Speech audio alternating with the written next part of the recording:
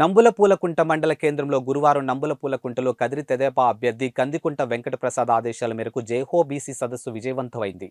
ఈ సదస్సుకు ముఖ్య అతిథులుగా పరిశీలకులు వహీదు మనోహర్ నాయుడు, పర్వీన్ బాను, కృష్ణమూర్తి హాజరయ్యారు. ఈ సదస్సులో ముఖ్య అతిథులుగా మాట్లాడుతూ బీసీలంతా ఐక్యత చాటాలని అన్నారు. రానున్న ఎన్నికల్లో కదిరి నియోజకవర్గం తెదేపా అభ్యర్థి బీసీలంతా ఏకతాటిగా గెలుపుకు కృషి చేయాలని అన్నారు. ఇక చంద్రబాబు నాయుడిని ముఖ్యమంత్రి చేస్తే ప్రభుత్వం అధికారంలోకి రాగానే బీసీలకు ప్రత్యేక చట్ట రాజకీయ కీలక పదవులు హోదాలు కల్పిస్తామని అన్నారు. ఈ కార్యక్రమంలో మండల తెదేపా నాయకులు పాల్గొన్నారు.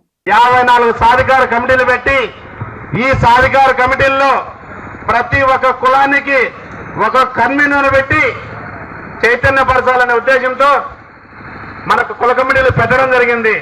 కానీ బీసీ సోదరులారా, ఇక్కడికి విచ్చేసిన నా అన్నదమ్ములారా, అక్క చెల్లులారా, అందరూ గుర్తించి రేపు రాబోయే ఎలక్షన్లో ప్రతి ఒక్కరు సైకిల్ గుర్తుకు ఓటేసి అత్యధిక మెజార్టీతో కందికుంట వెంకటప్రసాద్ అన్న గారిని గెలిపించవలసిందిగా కోరుకుంటున్నాను.